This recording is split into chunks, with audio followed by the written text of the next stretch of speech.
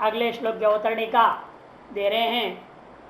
एतार्श ज्ञानवान पुरुष, जो पूर्व श्लोक में कहा गया था और स्तुति की गई थी जिस ज्ञान का, वहां जो पुरुष तीन प्रकार के हो सकते हैं। कौन सी ज्ञान? कर्मणि अकर्म या पश्यत। एतार्श ज्ञानवान की स्तुति की गई है, इस सर्वे समारंभा से। तार्श ज्ञानवान पुरुष में तीन प्रकार के भाजन हो सकती है। उन तीन प्रकार वालों से पहले दो को श्लोक में लेंगे 20वीं में, और तीसरे को 21वें श्लोक में ले रहे हैं। उसी अवतरण का दे रहे। देखिए कौन कौन लोग हो सकते हैं, किस प्रकार के लोग हो सकते हैं। वो यस्तु अकर्मादिदर्शी, सो अकर्मादि दर्शनादेव निष्कर्मा सन्यासी जीवन मात्रार्थ चेष्ट संकर्म कर्मणि न प्रवर्तते। पहला वाला आदमी है, तीन में से पहला यस्तु, जो कि कैसा है? वो अकर्मादिदर्शी, कर्मणि अकर्म या पश्य इत्यादि का दृष्टा। सो अकर्मादि दर्शनादेव, वह आत्मा का स्वरूप क्या है? अकर्म स्वरूप है, और शरीरादि उपाधियों का स्वरूप कर्म स्वरूप है। ऐसा दर्शनादेव क्या हो गया? निष्कर्म, और निष्कर्म हो गया, निष्कर्मण्यता को प्राप्त कर गया है, तो सन्यासी हो गया वो। जीवन मात्रार्थ चेष्टा, सन्यासी हो जाने कारण से जीवन मात्र के लिए आवश्यकीभूता, जो शरीर की जीवन मात्र के लिए, जिंदा रखने मात्र के लिए आवश्यकीभूत न्यूनतम चेष्टाओं से युक्त रहेगा। सन कर्मणि न प्रवृत्ते, विहित अविहित आदि किसी भी कर्म में प्रवृत्त होता ही नहीं है। यद्यपि ये पहला वाला आदमी कैसा? यद्यपि प्राग विवेकतः प्रवृत्तो, यद्यपि विवेक से पहले प्रवृत्त हुआ था, और एक तरह ज्ञान कारण से विवेक जगने के बाद वह प्रवृत्त नहीं हो रहा है। पहला कोटि वह व्यक्ति है जो पहले अविवेक वाला था और एतर ज्ञानोत्तर काल में विवेकी हो गया है, अतएव कर्मों को त्याग कर सन्यासी हो गया। और यस्तु जो दूसरा है वो कैसा है? वो पहले से इसका विवेक था, प्रारब्ध कर्मासन, प्रारब्ध कर्म की वजह से शरीर प्राप्त हुआ, अर्थात पूर्व जन्म में ही उसको विवेक हो गया है। इस जन्म में विवेक प्रारब्ध कर्म की वजह से जन्म से ही विवेक था।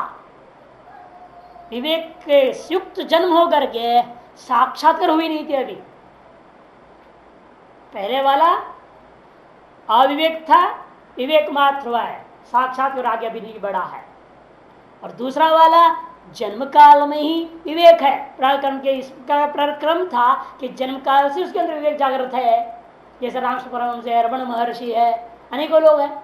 हस्तामल का आचार्य भी क्या थे? जन्म से ही उनको विवेक था, इसलिए वो लोग जन्म से ही कर्म धर्म छोड़ दिया और निवृत्त कर्म हो गए विवेक से। और अब साक्षात्कार करना लेकिन बाकी है, साक्षात करना बाकी है। वे लोग दूसरे कोटि में विवेक विशिष्ट जन्म है।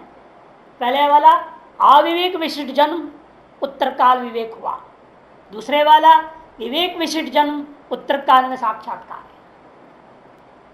अब वो कौन है दूसरे में? उसको स्पष्ट करते हैं। तो प्रारब्ध कर्मासन उत्तर काल में उत्पन्न आत्म सम्यक दर्शन से, देखो उत्तर काल में क्या हो गया? उत्पन्न आत्मगत सम्यक दर्शन। ये केवल इतना नहीं जाना, अकर्माय दर्शन वाला नहीं है वो, केवल वो आत्मा का ही दर्शन हो गया। पहले तो केवल आत्मा का स्वरूप अकर्म स्वरूप ऐसे जाना, और अब आत्मा का ही अनुभव कर लिया। ये स्वरूप को जानना अलग चीज है, स्वरूप की अनुभूति करना अलग चीज है। ये यहाँ अनुभूति पर्यंत लेनी है। इसलिए पहले और यहाँ शब्दावली में अंतर कर दे। देखिए पहले वाला क्या था बताया भगवान भास्कर ने? सो अकर्मादि दर्शनात् एव, अकर्मादिदर्शी शब्द प्रयोग था, अकर्मादि दर्शी। और यहाँ क्या प्रयोग कर रहे हैं? सम्यक आत्म सम्यक दर्शिना। फर्क हो गया ना दोनों में? ये साक्षात्कार पर्यंत है। वो जाना केवल आत्मा का स्वरूप अकर्म स्वरूप है, तार्श अकर स्वरूप आत्मा मैं ही हूं, ऐसा भी साक्षात्कार नहीं हुआ। और यह है दूसरा कोटि वाला जिसकी विवेक पूर्वक जन्म थी ही, अतएव श्रवण मनन इत्यासन से साक्षात्कार कर लिया। स कर्मणि प्रयोजनम अपश्यन साधन कर्म प्रत्यजत्येव, यह भी कर्म में कोई प्रयोजन को न देखते हुए साधन सहित कर्म को यह भी त्यागेगा ही, इसे कोई संशय नहीं है। सब कुतश्चित, लेकिन अंतर क्या है पहले वाले में और दूसरे वाले में? पहले वाला सन्यासी होकर जीवन भर सन्यासी बनने की कोशिश करेगा यावत आप साक्षात्कार पर्यंत, और साक्षात्कार हो गया है, अब इसलिए इसको कोई फर्क पड़ता है नहीं, सन्यास हो ना हो से क्या लेन देन। इसलिए यह सकुतचित निमित्ता कर्म परित्याग असंभव सती, मान लो ऐसा प्रारब्ध रूपी निमित्त है जिसकी वजह से वो कर्म त्याग नहीं कर सका, तो कर्मणि तत्फले च संग्रहिततया, कर्म में प्रवृत्त होगा और उसके फल में भी लेकिन कैसे हो रहा है? संग्रहिततया, कर्म में और कर्म के फल में आसक्ति रहित हो, कर्म में अभिमान और फल में आसक्ति को त्याग करके प्रवृत्त होएगा।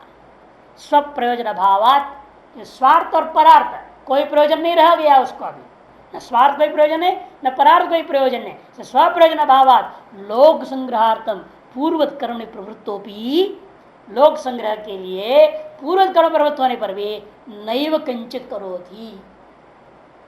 पहले वाला सन्यासी होकर के जीवन मात्र चेष्ट कर्म करता हुआ नैव किंचित करोति, लेकिन जीवन मात्र जो चेष्टा किया जा रहा कर्म, उस कर्म में भी अभिमान नहीं है और तत्कर्म जन्य फल में भी कोई आस्था नहीं है। दूसरे वाला या तो कर्म पूर्ण रूप में त्याग देगा और कुछ निमित्ता कर्म करना भी पड़ जाए, उस कर्म में अभिमान नहीं है, फलाशक्ति नहीं है, लोक संग्रहार्थ कर रहा है, तो नैव किंचित करोति। ये दोनों को एक कोटि मिली है भाष्यकार, इन दोनों के समान अपने श्लोक कहता है नैव किंचित करोति।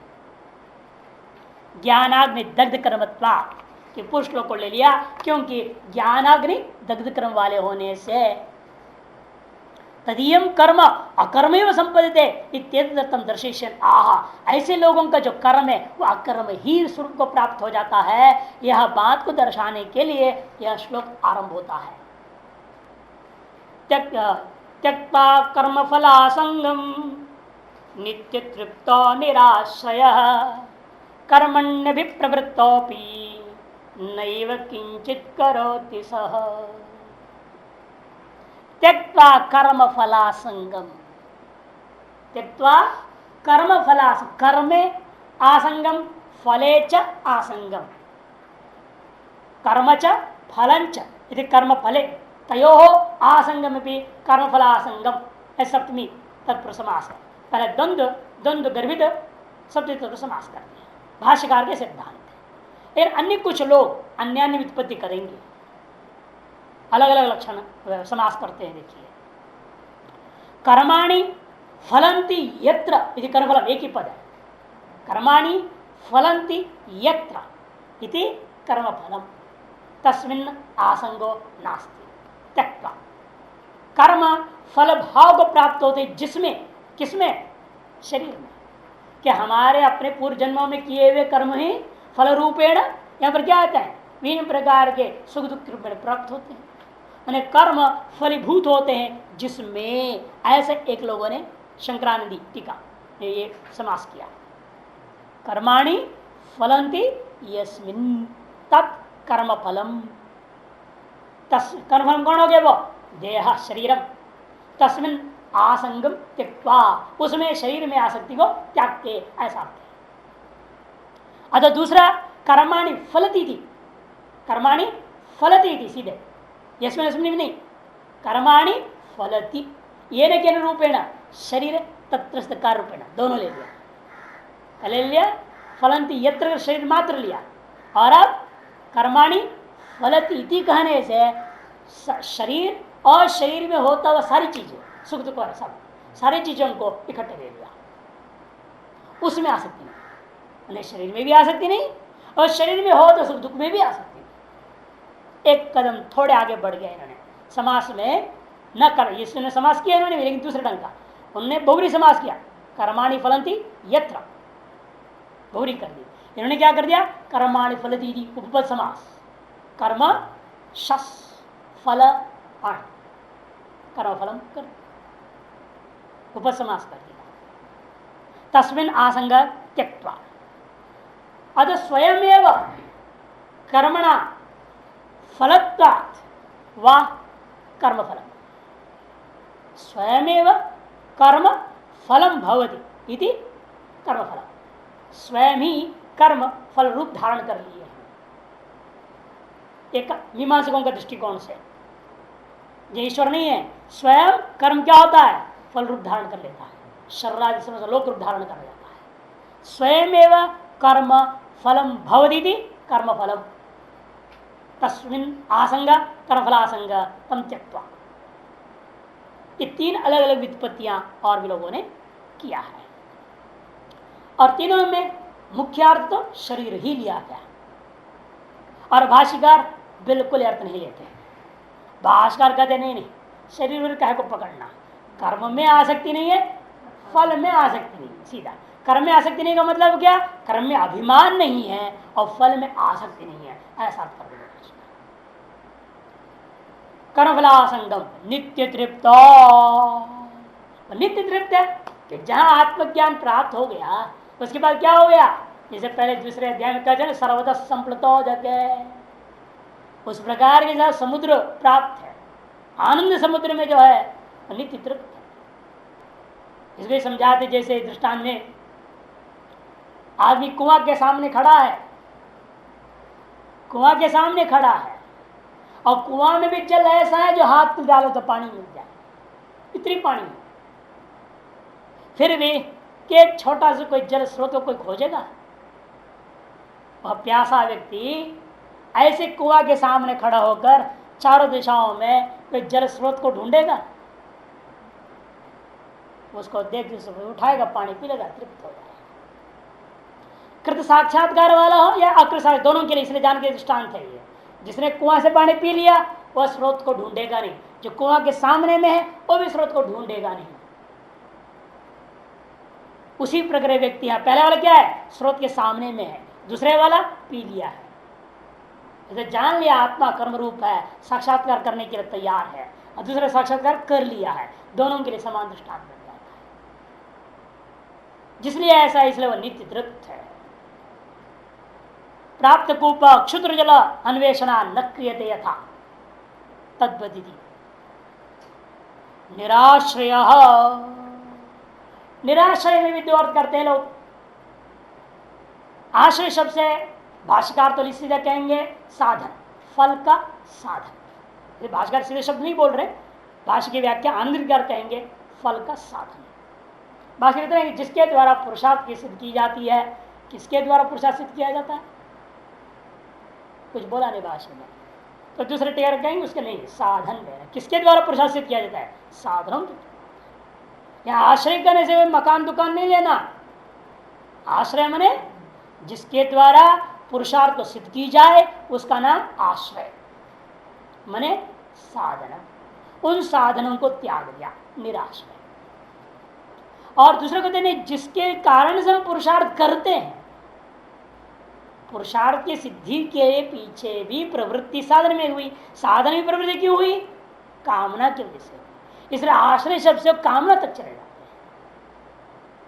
हैं। लेकिन वो जरूरत इसलिए नहीं है कि पुरुष लोक में स्थिति में कह दिया काम संकल्प वर्जिता, फिर यह काम क्यों लेना, व्यर्थ हो जाएगा, प्रवृत्ति दोष हो जाएगी। इसलिए भाष्यकार उसे गोलमोल छोड़ दिए हैं और आंध्र उसको साधन पर ले लिया, और अन्य लोगों ने काम तक जाकर के गलती कर देते हैं।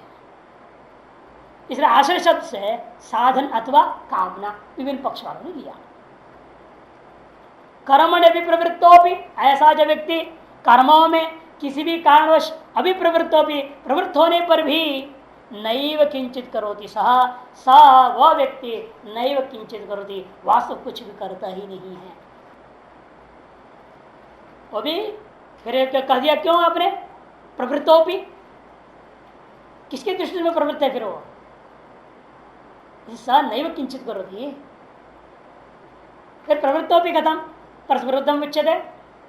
तब कहना पड़ेगा परदृष्टिया कुर्वन् प्रवृत्तो अपि स्वदृष्टिया न करोति। अज्ञानी दृष्टि में वह ब्रह्म ज्ञानी उसके शरीर के द्वारा कर्म होता हुआ होने पर भी वास्तु स्वदृष्टिया वह कर्म नहीं होता है। ये इसका अन्वय समझना चाहिए। भाष्य त्यक्त्वा, देखिए कर्मसु अभिमान फलासंगंच, भाष्य का सीधे अर्थ लेते हैं कर्मसु अभिमानम फलासंगंच फले च आसंगम। कर्म में आसक्ति क्या होगी? कर्म में आसक्ति का मतलब क्या? कर्म में अभिमान होना ही कर्म में आसक्ति। आसंगम का अर्थ अभिमान कर दिया भाष्यकार, अभिमान। कि कर्म में और कोई आसक्ति तो हो नहीं सकती, कर्म तो पकड़ने की चीज है नहीं, आसक्ति करने लायक तो है नहीं, वो तो होने वाली क्रिया है, मिटने वाली है तत्काल ही।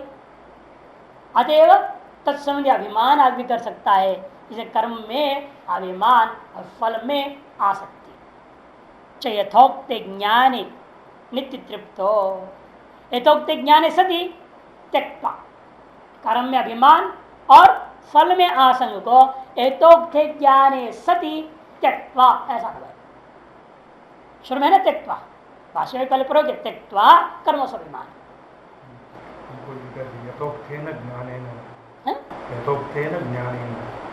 नहीं, गलत हो जाएगा। सती ठीक है, यथोक्त ज्ञाने सत्य हत्या पर ध्यान हो जाएगा सप्तमी होने से, वैश्विक सप्तमी अपने आप सत्य अध्यार हो जाता है। यथोक्त ज्ञान होने पर वो त्याग दिया, जैसे होने पर ही अर्थ ठीक, होने से तृतीया नहीं ले सकते, सप्तमी लेना ज्यादा ठीक है। यथोक्त ज्ञाने सती त्यक्त्वा नित्य तृप्तो भवति, अन्वय हो गया ना तभी। नहीं तो फिर साध्य साधन भाव कर देंगे, ज्ञान के द्वारा साध्य हो जाएगा त्याग, वो इष्ट नहीं है। तृतीया करने साध्य साधन भाव हो गया, साधन कोटि मिलेंगे, आप ज्ञान को साधन मान लेंगे उस त्याग के प्रति, ऐसा नहीं लेने हैं। इसलिए सप्तमी ज्यादा ठीक है। तो यथोक्त ज्ञाने सती नित्य तृप्त निराकांक्षो विशेषित्यर्थ, तो क्या हो जाता है? वह नित्य तृप्त होने के कारण से नित्य क्या विषयों में आकांक्षा रहित हो गया। नित्य तृप्त होने की व्याख्या है, नितृप्त हुआ का मतलब क्या? पूर्ण तृप्त होने का मतलब विषयों की आकांक्षा नहीं रह गया, विषयों में किसी भी प्रकार की आकांक्षा नहीं रह गई, वही व्यक्ति नित्य तृप्त है। तृप्त कहाँ हुआ? अतृप्त व्यक्ति को तो विषय में आकांक्षा रहेगी, अब ये भी चाहिए, इधम अस्तित्व में वो अतृप्त पुरुष तो बोलेगा, तृप्त क्यों बोलेगा? इसे नित्य तृप्ता की व्याख्या है निराकांक्षा विशेषो इत्यर्थः। निराश्रय मैंने आश्रय रहित। आश्रय क्या चीज है? आश्रय नाम मठाधिकम, नहीं, आश्रयो नाम यदाश्रित्य पुरुषार्थं साधयति।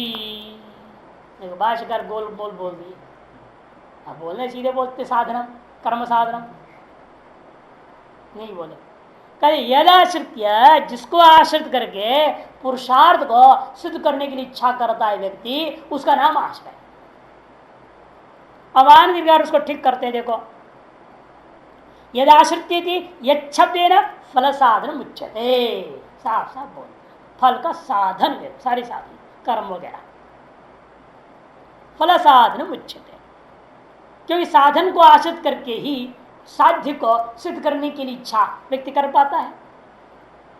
साधन आश्रित होकर के तो करेगा ना, साधन नहीं हो तो किसी फल की सिद्ध कर कैसे इच्छा कैसे करेगा? वो फल सिद्ध साधने की इच्छा तब होगी जब उसके पास साधन विद्यमान हो। विद्यमान साधनों के द्वारा ही फल साधने की इच्छा व्यक्ति के अंदर होता है। सामान्य है तो लोक व्यवहार में है, आप रसोई घर में जाते हैं, विद्यमान साधनों को लेकर कोई ना कोई आइटम बनाने का सोचेंगे ना। अब वो आइटम सोच लो जिसके कोई साधन घर में नहीं है तो कैसे बनाओगे? रसगुल्ला बनाना है, सोचो दूध ही नहीं है, बनाए कैसे? वो छेना कहाँ से बनी, कैसे होगा, क्या होएगा? जंजाल। विद्यम साधन को आश्रित करके ही व्यक्ति अपना जो पुरुषार्थ और लक्ष्य वस्तु को प्राप्त करने के लिए विभिन्न प्रकार की साधन की इच्छा कर साधयति। दृष्टा दृष्ट फल साधन आश्रय रहित इत्यर्थ। यह भाष्यकार ने संकेत कर दिया है, आश्रय शब्द क्या लेना चाहिए? साधन। इसके आधार पर आंधिकार ने उस बात को खोल दिया, यदाश्रित इच्छप से साधन लेना, फल संबंधी साधनों को इच्छप से लेना। क्योंकि भाष्यकार ने लिख दिया दृष्ट अदृष्ट इष्ट फल, तीन प्रकार के दृष्ट अदृष्ट इष्ट, तीनों प्रकार के फलों के साधन रूपी आश्रय रहित, ऐसा घटा साधन रूपी आश्रय रहित। इन साधनों के किन किन के किसके साधन? फल साधन रूपी आश्रय रहते हैं। क्या उनसे फल? दृष्ट फल, अदृष्ट फल, इष्ट फल, या दृष्ट इष्ट फल, अदृष्ट इष्ट फल। इष्ट शब्द दोनों का विशेषण हो जाएगा। दृष्ट इष्ट फल और अदृष्ट इष्ट फल, ऐसे फल की साधन रूपा जो आश्रय उससे रहित हो गया वो एक करता। विदुषा क्रियमाणम कर्म, ये तो पूर्वार्ध व्याख्या हो गया। अब कभी विद्वान के द्वारा फिर भी किसी प्रार्थवशात कर्म हो रहा है तब तो कहते वो कर्म अज्ञानी के दृष्टिकोण से पहले कर्म है, परमार्थ तो अकर्मैव, क्योंकि परमार्थ वह अकर्म ही है। वो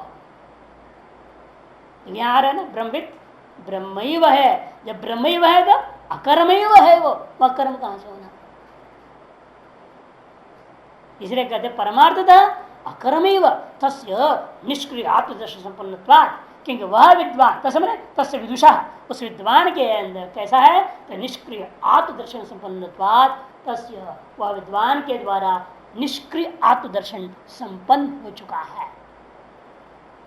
तेना एवं भूतेना सब प्रयोजन भावात साधन कर्म परित्यक्तव्यमेव इति प्राप्ते ततो निर्गम असंभवात लोक संग्रह चिकीर्षया शिष्ट विघर्रणा परिजिहीर्षया व पूर्व कर्मणि अप्रवृत्तो अभिप्रवृत्तोपि निष्क्रिय दर्शन संपन्नत्वात् नैव किंचित करोति सह।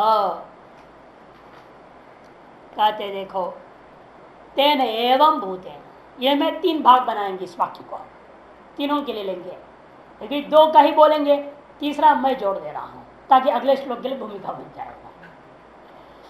एवं भूतेन से लेकर के लोक संग्रह चिकित्सया, यहां तक पहला पक्ष वाले के लिए भास्कर ने श्लोक में बताया दो आदमी लिया, दो तरह के लोग, अविवेक पूर्वक विवेकवान है साक्षात्कार रहित है, सिर्फ विवेक पूर्वक श्रवण मन के द्वारा साक्षात्कार कर लिया हुआ, उसे पहले वाले को कहेंगे हम लोक संग्रह में वापी, दूसरे को लेंगे शिष्ट ग्रहणा परिजिहीर्षया, और तीसरे के लिए जोड़ लेंगे स्ववर्ण स्वभाववशात प्रवृत्तेन, स्ववर्णादि स्वभाववशात प्रवृत्तेन वा, जो कि अगले श्लोक के लिए बीज हो जाता है। एवं भूतेन स्वप्रयोजन भावात, अपना कोई प्रयोजन न होने से ससाधन कर्म परित्यक्तव्यमेव, स्वसाधन जितने भी ससाधन, ससाधन में कर्म फल सहित साधनों को, कर्म को क्या है परित्यक्तव्यमेव, परित्याग करना ही चाहिए। इति प्राप्त, ऐसे प्राप्त, इन क्या करें ततो निर्गम असंभव, लेकिन कर्म के जाल से निकल नहीं पा रहा है, दो कारणों से है ना, एक तो प्रारब्ध कर्म है उसकी, इसे निकल नहीं सकता, तो उससे निकल नहीं पाया तो फिर कैसे करेगा? वो जो हो रहा है उसको लोक संग्रहार्थ मानना पड़ेगा। ततो निर्गम असंभवात लोक संग्रह चिकीर्षया, लोक संग्रह करने की इच्छा से। लोक संग्रह मतलब क्या? लोक उनके लिए संग्रह है नहीं ना, पहले क्या किया है लोक संग्रह का? हाँ, लोग जो उन्मार्ग में प्रवृत्त है उनको सन्मार्ग में लाने के लिए आदर्श रूप में प्रवृत्त होता है, अपने कर्मों को उस दृष्टिकोण से करता है। अथवा दूसरा व्यक्ति वो है फिर साक्षात्कार भी हो गया, अब क्या लोक संग्रह करेगा वो? तब कहेंगे शिष्ट विघरण परिजिहीर्षया, शिष्टों की निंदा की परिहार करने की इच्छा से प्रवृत्त हो रहा है। लोग क्या कहेंगे? देखो पढ़ा लिखा होकर गड़बड़ कर रहा है, ब्रह्मज्ञानी है और इसे गलत गलत काम कर रहा है, कैसा ब्रह्मज्ञानी है? चेड़ी को बनाया और चेड़ी को पीट रहा, अरे क्या ब्रह्मज्ञानी है? ऐसे भी लोग हैं ना, ऋषिकेश में तो सब प्रकार के हैं। छेड़ी बना दिया, उसके पत्नी से संबंध भी कर लिया, उसे पीट भी दिया, जो गया क्यों, इधर खबर क्यों की, फिर कोर्ट में से शादी भी कर लिया, विचित्र लोग हैं। और फिर लाल भी पहना के रखे हैं उसको, खुद भी लाल में, और लिखते हैं अपने आप को श्रोत्र ब्रह्मनिष्ठ, वेदांत का प्रवचन देते हैं। और दुनिया को दिखाने के लिए खप्पर लेके जाएंगे, भिक्षा करेंगे। क्या लोग, पाखंड की पराकाष्ठा है। ऋषिकेश में सब प्रकार के पाखंडी आपको दिखाई देंगे। अच्छे विद्वान भी है लेकिन पाखंडी भी बहुत है। शिष्ट विघर्रणा परिचिहीर्षया, शिष्ट की निंदा की परिहार करने की इच्छा से वह कर्म करता है। इन लोगों को उसका भी भय नहीं ना, शिष्ट लोगों की निंदा का भी भय नहीं। ऐसे लोग तो पाखंड ज्यादा करते हैं। शिष्ट की निंदा का भय हो तो आदमी सही रास्ता में चलते रहेगा, गड़बड़ नहीं करेगा। होता भी है कर्म, उसको विहित कर्म ही लगाने की कोशिश करेगा, शास्त्रीय कर्म ही लगा, श्रवण निध्यासन में ही लगेगा, वो अध्ययन अध्यापन में ही लगा रहेगा, ताकि जो सुना है, जिसे साक्षात्कार किया है, तस्वीर से दृढ़ता पाने के लिए इसी में लगा रहेगा, वो उसे भटकेगा नहीं। शिष्ट निंदा के भय जिसको नहीं रहता वही पाखंड में चला जाता है, वही भ्रष्ट हो जाता है। लोक संग्रह तो कर ही नहीं सकता वो, उसका अनुसरण करने वाले भी गड्ढा में चला जाएगा ना। वो अंधन नियमन है, अंधा जैसे, उसे कौन अनुसरण करे ऐसे लोगों का। लोक संग्रह तो हो नहीं सकता, लोक निंदा का भय नहीं है, वो गलत रास्ते में जरूर चला जाता है। और इनसे जो कर्म हो रहा है, ये दो कोटियों में से या तो पहला कोटि वाला लोक संग्रह करता है, दूसरे कोटि वाला शिष्ट कर रहा है कि परिहार करने की इच्छा से। या स्त्रीलिंग होने से दीर्घ दिख रहा है, ऐसे विभाजन नहीं करा, शिष्ट विघरण अपरिचिहीर्षया, ऐसा नहीं परिच्छेद कर देना। शिष्ट निघरणा परिचिहीर्षया, शिष्टों के द्वारा होने वाली निंदा का परिहार करने की इच्छा से, पूर्वत कर्मणि अभिप्रवृत्तोपि, अथवा स्ववर्ण प्रभावशात, स्ववर्ण के स्वभाववशात। जैसे अर्जुन को कहा गया था, दोनों बात कही, अर्जुन के लिए निंदा के बारे में तो कहा था ना, अवाच्यवादाश्च कहा था ना, अवाच्यवाद सुनना पड़ेगा। दुर्योधन आदि कहेंगे तो नपुंसक हो गया है, बदमाश क्या हो गया, इसको उल्टा से तुमको बहुत सुनाएंगे, उस भय से तुमको प्रवृत्त होना पड़ेगा अर्जुन के दृष्टिकोण से। इसलिए जीवन मुक्ति के द्वारा लोक संग्रहार्थ के प्रवृत्त होता है, और अवाच्यवांशादि कहकर जो स्वकर्म का भय से पलायन भी कर रहा हो तो भी वह विशिष्ट निंदा का भय से उसके परिहार करने के लिए वह प्रवृत्त हो जाएगा। या भगवान ने कहा था तुम्हारे क्षत्रिय हो, तुम्हारे स्वभाव से तुम तो करोगे ही, 18वें अध्याय में अंत में कहेंगे स्ववशात तुम तो करोगे, ये तुम्हारी मर्जी है, जो चाहे सो कर लो। और रावण आदि में देखा गया स्वभाव ऐसे होता है, क्षत्रिय के अंदर क्षत्रिय धर्म आ गया ना, जिसमें उसे स्वभाव होता, चुप बैठ नहीं सकता है, वो कुछ नहीं खटपट करेगा। ऐसे तो रावण ने की, रावण ने देखा बहुत दिन हो गया कोई उसको कुश्ती करने वाला भी नहीं मिला, अपने आदमी को बोल सकते चलो हमारे से कुश्ती करो, नहीं, वो कहते शत्रुता पर कोई करने वाला नहीं मिल रहा है, ऐसे दंगल रोज अभ्यास कर मजा नहीं इसमें, कोई मिले तो सही, हम भिड़े हैं अच्छी तरह से, कोई मिल ही नहीं रहा, क्या करें, वो चलो ढूंढूंगा तीनों लोगों में कौन हो सकता है मेरे से टक्कर दे सकता है। तीनों लोग घूमने लगा, जब घूमने लगा तो जहां गए उधर से महाराज महाराज हाथ जोड़ रहे हैं, सब डर के मारे, पता नहीं क्यों घूम रहा है ये आकाश मार्ग से, क्या करेगा हम लोगों के साथ, सब हाथ जोड़ रहे हैं। तो कैलाश पर्वत की ओर गया, और महाराज वहां कौन हाथ जोड़ने वाला, शिव जी तो समाधि में बैठे हुए, अब सर यही बदमाश है, ये जो मेरे को मानता नहीं है, अब इसे उखाड़ दे, इसी से भिड़क लेते हैं, ये मेरा असली शत्रु है, देखो इसे मेरे को मान पूजा नहीं कर रहा। अब शिव जी को शत्रु मान ले, मूर्ख नहीं है वो।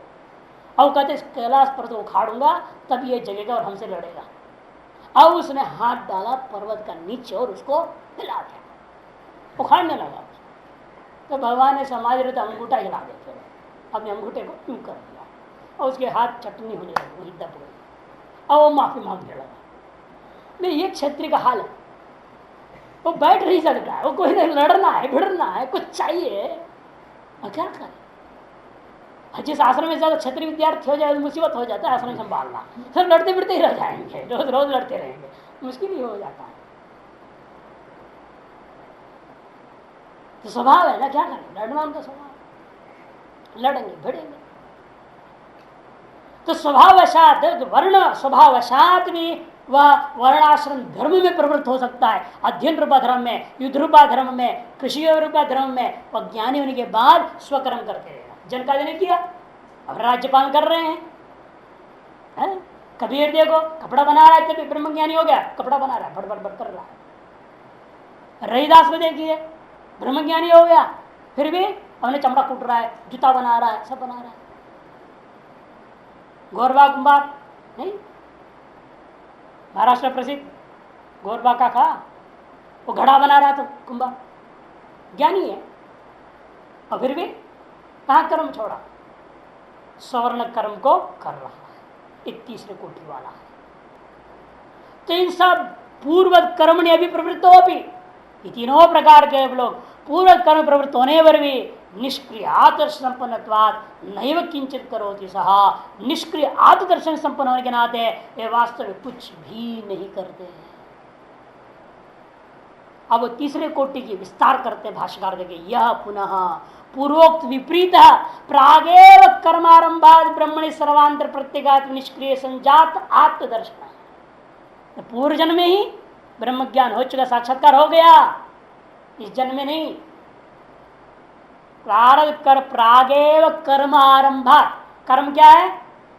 प्रारब्ध कर्म ने शरीर आरंभ करेगा ना, ये शरीर आरंभ होने से पहले, कर्म का तात्पर्य कर्म फल रूप शरीर आरंभाद प्रागेव, मान इस जन्म का पहले ही, पूर्व जन्म में ही। पूर्वोक्त विपरीत है, पूर्वोक्त विपरीत इसलिए है कि पूर्व दोनों कैसे थे? पहले इस जन्म में विवेक अविवेक पूर्वक जन्म लिए थे, बाद में विवेक किया, या विवेक पूर्वक जन्म लेकर के साक्षात्कार किया। यानी इनको न विवेक अविवेक कुछ नहीं, पहले से साक्षात्कार हो चुका है पिछले जन्म में।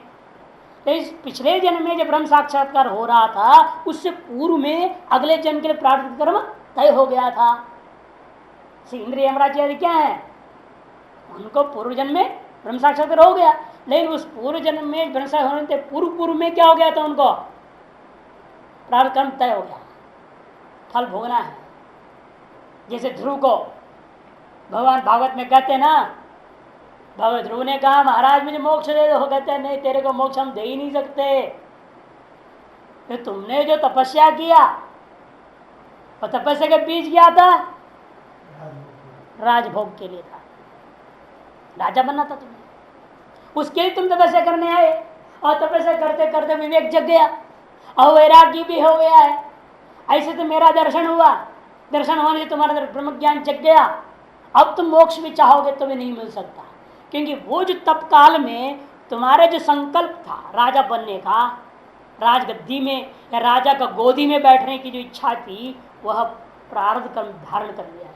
अगले कल्प में तुमको इंद्र बनना है, तब तक एक ही रास्ता है, तुमको अमुक रसातल शायद बोला, वहां तुम रहो और मैं स्वयं चौकीदार बनूंगा, तुम्हारे भजन में विघ्न होने नहीं दूंगा। निरंतर भजन करते रहना, ये कल्प समाप्ति होने तक, तब तो मैं चौकीदार बन के तुम्हारे भजन को रक्षा करते रहूंगा। उसके बाद अगले कल्प जैसे होगा, तुम उस समय इंद्रादि जो भी पद तुम्हारे लिए है वो तुम्हें भोगना पड़ेगा। इस तरह के जो लोग होते हैं, और भी कई कहानियां पुराण में इस प्रकार से आते हैं, वो सब को ले सकते हो। और मनुष्यों में इस प्रकार के लोग अवतार होते हैं, शंकराचार्य वगैरह क्या है, पहले से ही शिव का अवतार इसलिए मान लिया गया उनको, फिर राम का अवतार कहे, कोई उसका कहे, हर आचार्य अपने आप को, उनके चेड़ लोग क्या कहते हैं, किसी न किसी भगवान का अवतार ही तो मानते हैं, क्यों नहीं, है ही अवतारी पुरुष लोग। तो इसलिए कहते हैं वो कोई भी हो, वो सब लोगों को ले लेना है। पूर्वोक्त विपरीत वे लोग प्रागेव कर्मारंभात ब्रह्मणि सर्वांतरे प्रत्यगात्मनि निष्क्रिय संजात आत्मदर्शन, उनको सम्यक उत्पन्न हो गया है आत्म साक्षात्कार।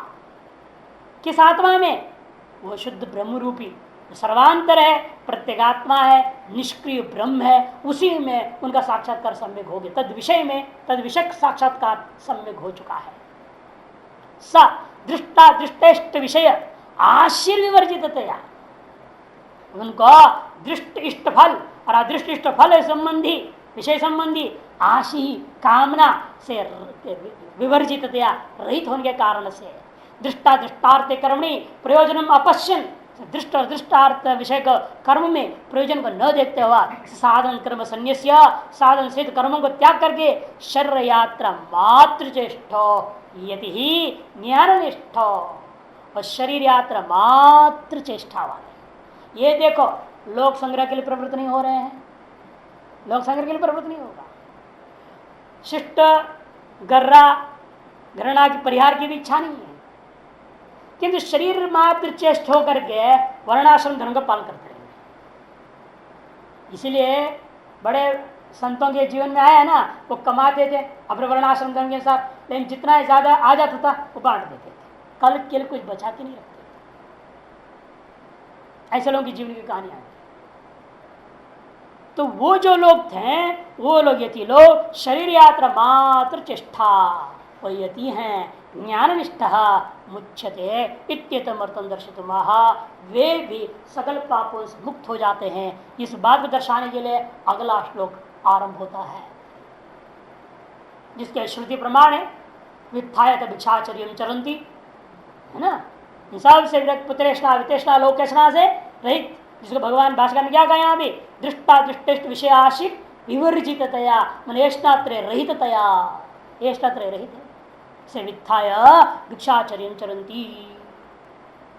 तो नारद परिव्राज के परिषद में कहा संन्यास श्रवणम कुर्यात् नान्य कुर्यात् यति क्वचित्, संन्यास्य श्रवणम कुर्यात् नान्यत कुर्यात् यति क्वचिदपि, और कुछ भी करना ही नहीं चाहिए थी को, केवल श्रवणात्मक कर्म करने के लिए और कुछ कर, भिक्षादि और श्रवण। और वही नारद परिव्राज को परिषद में ही आया चौथा 62वें श्लोक से 68वें श्लोक बताया एक ज्ञानी का स्वरूप के बारे में। वास्तविक ब्रह्मज्ञानी कैसा होता है, वो अंधा लंगड़ा लूला गुंगा बहरा सब होता है। वो अजिह्वा पंडक पंगुर अंधो बधिर एवच मुग्धश्च मुच्यते भिक्षु षड्भिरेतैर्न संशय। 62वां श्लोक, वहां से 68 तक फिर वर्णन करता है जीव का मतलब क्या। मैंने शास्त्र के अलावा दूसरा बोलता ही नहीं है, ये नहीं कि वो जीव को काट के गुंगा ही हो जाएगा। गुंगा है वो इस दृष्टिकोण से कि वो शास्त्र के अलावा दूसरा बोलता नहीं, वो अजीव है। पंडका कहते हैं जैसा काष्ठ का स्त्री है उससे भी ज्यादा दूर, काष्ठ स्त्री से दूर रहता है जितना, उससे भी ज्यादा दूर युवा स्त्री से रहता है। और उसी के दृष्टिकोण से अभी उत्पन्न स्त्री लड़की हो या वृद्धा हो समान दृष्टि से देखता है वो पंडका, ऐसा वर्णन किया वहां। और पंगु अपने भिक्षा लघुशंका शौच के अलावा उससे अधिक एक कदम आगे नहीं रखने वाला पंगु है, लंगड़ा है, उतनी ही चलता है जितनी उसको लघुशंका शौच और भिक्षा के लिए जरूरी है, स्नान के लिए जरूरी है, उससे अधिक के कदम नहीं रखना वो पंगु सन्यासी। और अंधो शास्त्र के अलावा दूसरे को देखता है वो अंधा। बधिरा शास्त्र के लिए दूसरा सुनता नहीं, वो बधिर है। मुग्धश्च, और कोई कुछ भी कर रहा है बालक जैसे मुग्ध होकर देखता है, कोई आसक्ति नहीं रहती, बालवत रहता है। ऐसा जो भिक्षु होगा इन 6 प्रकार से जीवन जीने वाला षड्भी रहते स भिक्षु मुच्यते न संशय, ऐसा वर्णन किया है। उस सब बातों को दिमाग में रखते भगवान अनुसार वहां जो 8 श्लोकों में कहा हुआ है या एक श्लोक में कहा